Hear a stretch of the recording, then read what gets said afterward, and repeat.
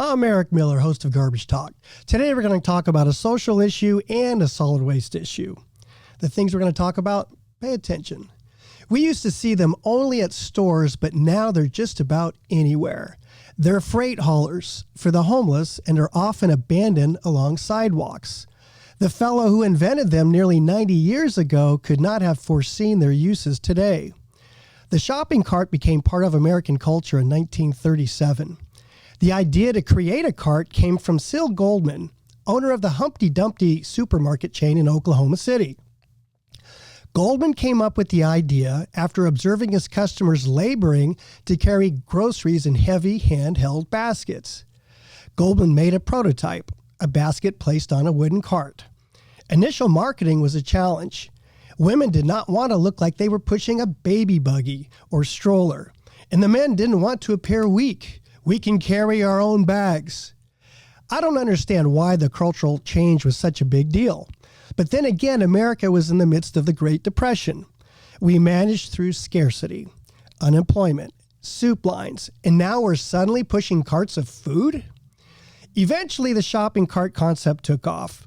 Wire carts were introduced in the 1950s.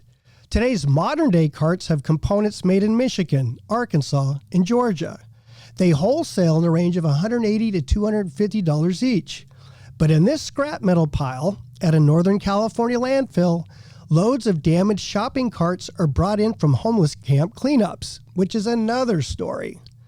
The carts are crushed and cubed like straw bales, then exported to be sold as scrap metal. Recyclers gross about 8 cents per pound. The scrap is not sent to manufacturing facilities in California. No. It's loaded onto ships and exported to buyers in other countries, then made into products Americans buy. In this case, the scrap metal was exported to China. I recently traveled on Interstate 84 along the Columbia River Highway in Northern Oregon, and I followed a flatbed trailer loaded with scrap metal. Is this scrap also going to China? I posed the question on my LinkedIn profile and received numerous responses. One person said, because the load is open and not containerized, it's staying domestic. Containerized scrap is exported. Another person commented that maybe it's being shipped to an electric arc furnace, which heats material that can be made into ductile iron pipe. Statista reports that in 2022, the United States were the world's largest exporter of ferrous waste and scrap. The U.S. exported 17.5 million metric tons. No, just a metric ton is about 2,200 pounds, heavier than our ton. In 2021, the U.S. consumed about 60 million metric tons. I'd like to know the math comparing what we're consuming versus what we're exporting.